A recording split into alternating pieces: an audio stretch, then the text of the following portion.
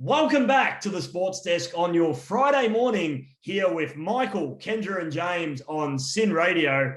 And we have a very special interview for you today. We have two of the superstar fencing students from the RMIT Elite Athletes Program, Tim Davis and Lily Whitehead. Tim and Lily, thank you for joining us on the Sports Desk this morning. Thanks very much for having us. For those of us out there who are unaware of the intense sport of fencing, can you summarize the sport for us? A little bit about its origins, a basic wash down of the rules, if there are any rules. I hope there are rules.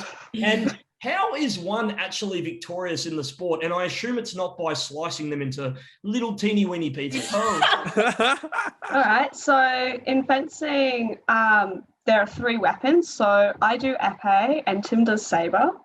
The rules kind of vary between weapons. So for example, in epee, the whole body is the target. In the first round of competitions, you have to get 5 hits to win the bout. For epee, hit anywhere on the body. And then when it comes to direct eliminations, they're 15 hits.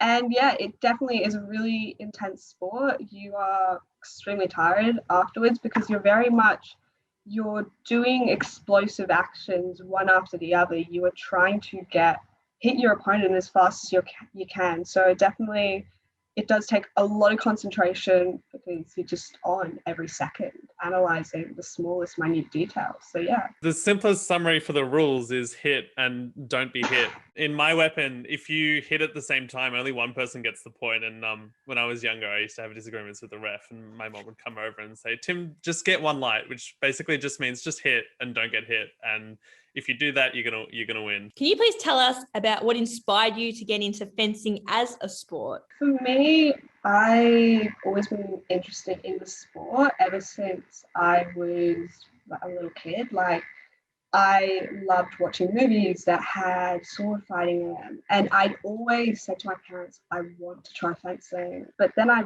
found out a few years ago that my grandfather was actually approached to do modern pentathlon.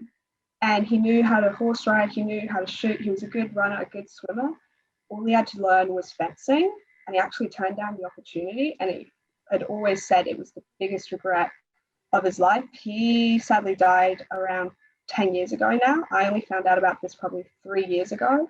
And so my dad loves to think that I feel that little thing that my grumps never got to do. And so for me, yeah, I've it's always just been there since a kid. So that's, I feel like, the only way I can explain it. Wow, what an incredible story. You're almost that missing link.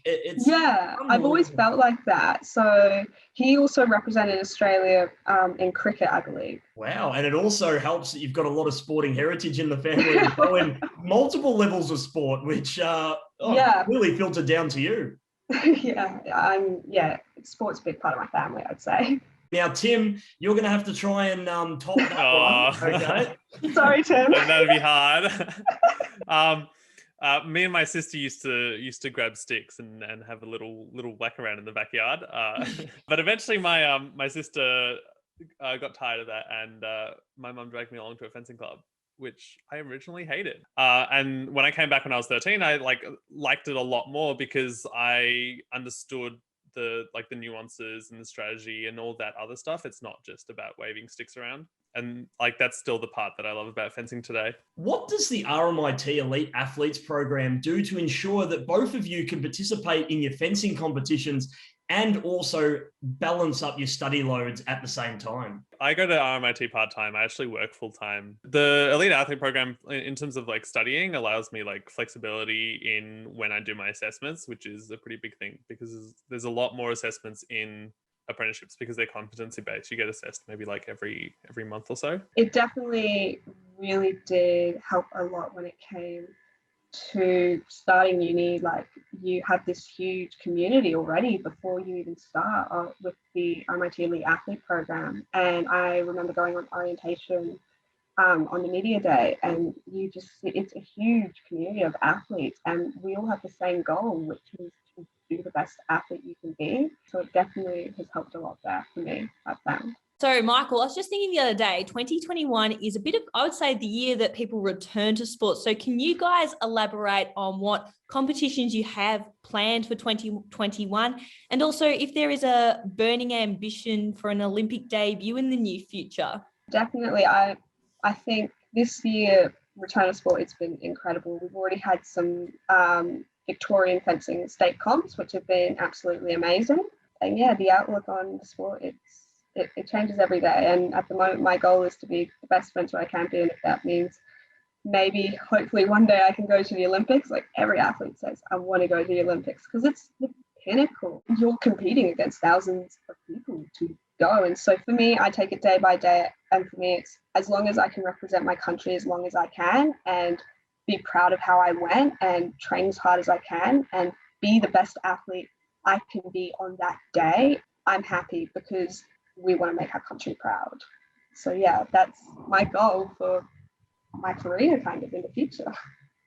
I don't know about you, Kendra. I'm feeling very patriotic this morning. Yeah, I'm really inspired as well. Oh, wow. I'd say I'd love to see these two representing the green and gold at the Olympics. It'd look great. Have RMIT underneath. Oh, yeah, I'd be wearing it. And Tim, have you got a very similar ambition? I am extremely looking forward to uni games. That's one of the things that I thought I wouldn't be able to compete in because it's like such a big thing, and the sense of community there is going to be immense. And in an individual sport, you don't always get that, and especially in a small sport like fencing, you don't always get that. So I'm extremely looking forward to that. And then there's I'm going to 2 national comps this year, and in terms of Olympics, possibly 32, because in order to qualify for Olympics, it's quite expensive, and 32 would be the only viable time to do that. Great to hear that you guys are already thinking, dreaming, and financially planning for the next possible Olympic Games that you can both attend.